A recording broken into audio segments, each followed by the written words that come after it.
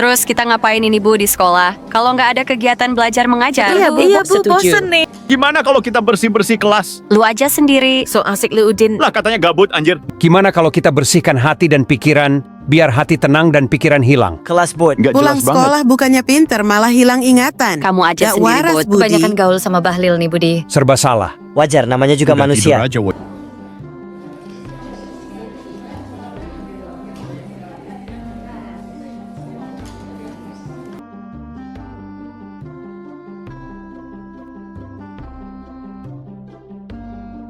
Lu menang. Iya, dan lu kalah.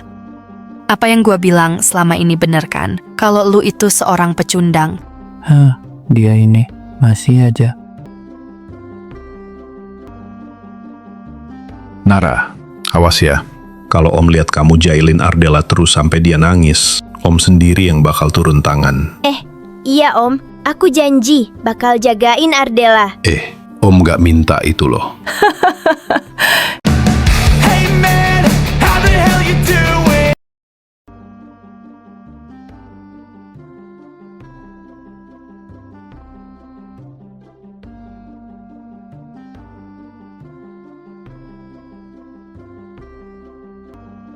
Lama nggak ketemu ya Nara. Kamu udah besar dan setinggi ini sekarang. Ibu gimana kabarnya? Ibu baik Nara. Gimana kehidupan kamu di sana? Ibu penasaran loh. Seru kok Bu, banyak teman di sana. Nenek juga baik banget selama ini. Gua udah lama nunggu momen ini. Tapi apa yang gua dapat? Mama bahkan gak ngucapin selamat. Dan lebih milih ngasih perhatiannya ke dia. Nenek kamu pasti sayang banget sama kamu. Syukur deh kalau gitu. Tapi ibu mau denger cerita kamu lebih banyak nanti. Boleh Nara? Boleh. Sayang, kok kamu diam aja?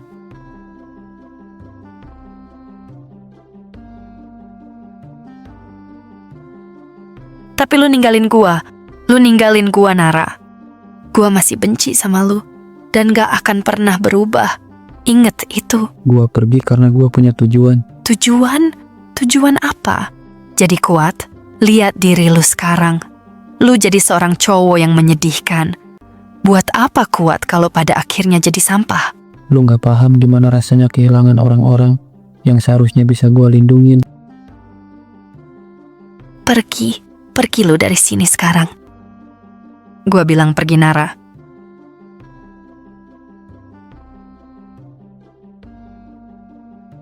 Sayang, Mama minta maaf ya. Mama beneran gak tahu kalau hasil ujiannya udah keluar.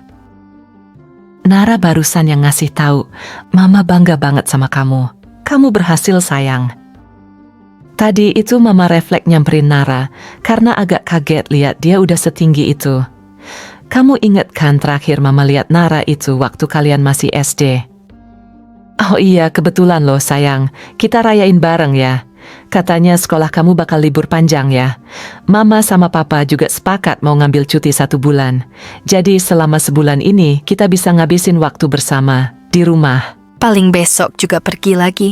Dengan alasan ngedadak soal kerjaan, bisnis. Kenyataannya begitu kan?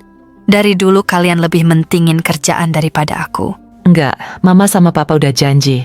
Selama cuti sebulan ini bakal nutup akses ke pekerjaan. Gimana kehidupan kamu Nara di wilayah barat, terutama sekolah kamu? Biasa aja Om, kayak anak sekolahan pada umumnya. Tenang aja, saya sudah tahu tentang kamu Nara. Dan saya yakin, kamu juga tahu tentang saya kan? Maksudnya? Kalau sekolah SMP kamu gimana? Kalau itu salah satu sekolah yang masih peduli dengan anak berprestasi, tapi juga bercampur dengan anak-anak berandalan. Dan dua hal itu hidup berdampingan. Ternyata di sana masih ada sekolah yang punya masa depan. Sebenarnya banyak Om, tapi karena dari dulu wilayah barat lebih terkenal dengan kota kriminal, jadi stigma itu udah melekat dan menutup mata orang luar yang gak pernah tahu keadaan sebenarnya di sana. Tapi menurut kabar di sana, sekolah seperti itu makin berkurang kan? Bisa dibilang gitu, karena makin kesini bukan cuma berandalan, tapi juga mafia mulai masuk ke ranah sekolah, termasuk SMP. Mafia di sana mulai melibatkan anak-anak di bawah umur juga ya. Jadi kalau dibiarkan terus begitu, lama-lama nggak akan ada tempat aman di sana. termasuk buat anak-anak. Dia berusaha ngehindarin bahas hal-hal pribadi dan topik sensitif di sana. Tanpa kelihatan menghindar atau nggak nyaman, jawabannya cenderung hati-hati dan nyari aman. Tapi tetap kasih jawaban yang relevan sama pertanyaanku. Tetap tenang meski pertanyaanku berat. Tapi juga mustahil dia nggak tahu kalau sebenarnya wilayah barat itu dulunya tempat yang damai dan aman. Lu nggak jadi pulang. Sayang, Apa sih, Ma? Aku cuma nanya. Tadinya emang mau pulang, tapi Mama ngajak sini dulu. Mama? Mah, sejak kapan Nara manggil Mama? Maksud gua Ibu. Iya, Ibu. Kok Ibu? kayaknya panggilan ibu emang lebih cocok sekarang daripada tante ya. Aku nggak suka ya, Mah. Kalau Nara manggil Mama gitu. Loh kenapa? Dulu Nara manggil tante karena Mama masih muda. Tapi sekarang Mama udah tua, jadi ibu lebih cocok. Iya kan sayang? Nggak sekalian panggil nenek aja. Tua banget dong Mama. Pokoknya aku nggak mau. Titik. Emang kamu mau Mama dipanggil nenek sama Nara? Enggak. Tuh kan? Jadi serba salah ya. Diem lu.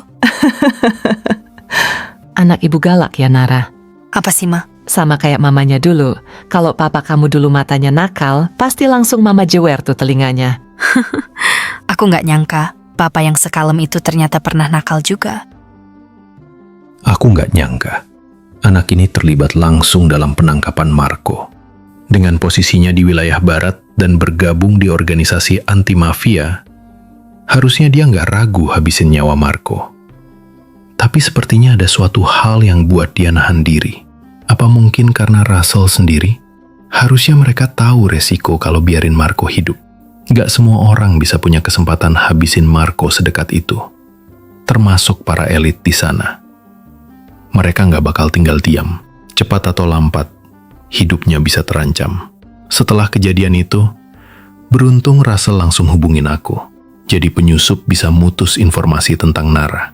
Kalau nggak lama setelah kejadian itu, dia mungkin udah mati. Kenapa, Raso? Tumben kamu hubungin aku. Sebenarnya aku berat bilang ini. Aku nggak mau kamu terlibat lagi. Tapi aku nggak tahu lagi harus minta tolong sama siapa. Ada apa? Coba jelasin. Kalau aku mampu, pasti aku bantu. Soal mantan suami aku. Marco, ada masalah apa lagi kamu sama dia? Kemarin dia tiba-tiba datang ke rumah aku dan bawa paksa aku ke sana. Tapi ada salah satu murid yang nolongin aku di tengah perjalanan. Dan kita berdua berhasil bikin dia dan salah satu anggotanya dibawa polisi. Aku nggak ngerti maksud kamu. Coba kamu jelasin dari awal. Jadi gitu ya? Intinya aku nggak mau dia kenapa-napa. Dia nggak tahu apa-apa soal ini. Dia cuma berusaha nolongin aku. Kamu tenang ya? Iya, aku bantu. Tapi bisa kamu kirim biodata murid kamu itu? Namanya siapa? Biar lebih mudah. Namanya Nara. Dia sekarang tinggal berdua sama kakak perempuannya. Entah ini suatu kebetulan atau apa. Yang jelas, dua orang yang dulu pernah dekat denganku tiba-tiba terhubung lagi dengan cara seperti ini. Dan yang jadi penghubung itu justru salah satu musuh terbesar aku. Marco. Entah sekuat apa kalian sekarang, tapi aku gak akan biarin kamu nyentuh dua orang ini seenaknya. Tapi untuk sementara, kamu aman, Nara. Nara, mau pulang sekarang? Iya, Bu. Maaf ya kalau Ardella terlalu keras sama kamu. Enggak, Bu. Gak perlu minta maaf. Saya juga gak pernah permasalahin itu kok.